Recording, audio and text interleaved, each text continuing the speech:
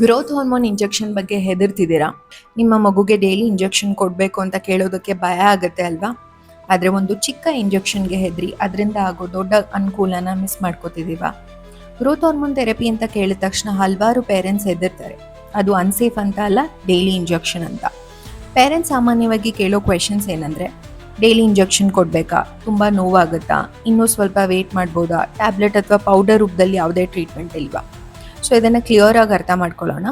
ಹೌದು, ಇದು daily injection ಮತ್ತು ಬೆಸ್ಟ್ ಬೆನಿಫಿಟ್ ಪಡೆಯೋಕೆ ಇದನ್ನು ತುಂಬ ವರ್ಷ ಕೊಡಬೇಕಾಗತ್ತೆ.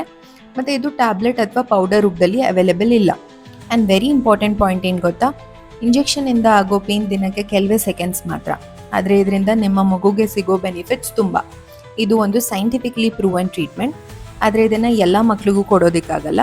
ಪ್ರಾಪರ್ ಸ್ಪೆಷಲಿಸ್ಟ್ ಎವ್ಯಾಲ್ಯೂಷನ್ ಆದಮೇಲೆ ಯಾರಲ್ಲಿ ಗ್ರೋತ್ ಹಾರ್ಮೋನ್ ಲೆವೆಲ್ ಕಮ್ಮಿ ಇರುತ್ತೋ ಅವ್ರಿಗೆ ಮಾತ್ರ ಕೊಡ್ಬೋದು. ಪೇರೆಂಟ್ಸ್ ಏನು ನೆನ್ಪಿಡ್ಬೇಕಂದ್ರೆ, ಟೈಮಿಂಗ್ ಮ್ಯಾಟರ್ಸ್.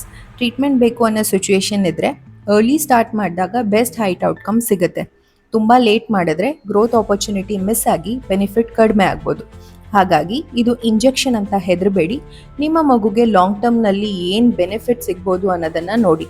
ನಿಮ್ಮ ಮಗು ಈಗಾಗಲೇ ಗ್ರೋತ್ ಹಾರ್ಮೋನ್ ಥೆರಪಿ ಮೇಲಿದ್ದರೆ ನಿಮ್ಮ ಎಕ್ಸ್ಪೀರಿಯನ್ಸ್ನ ಕೆಳಗೆ ಕಮೆಂಟ್ ಮಾಡಿ. ನಿಮ್ಮ ಅನುಭವಗಳು ವರಿ ಇರುವ ಇನ್ನೊಬ್ಬ ಪೇರೆಂಟ್ಸ್ಗೆ ಧೈರ್ಯ ಕೊಡ್ಬೋದು. ಈ ರೀಲ್ ಸೇವ್ ಮಾಡಿ, ಕ್ಲಾರಿಟಿ ಬೇಕಿರುವ ಇನ್ನೊಬ್ಬ ಪೇರೆಂಟ್ಸ್ಗೆ ಶೇರ್ ಮಾಡಿ.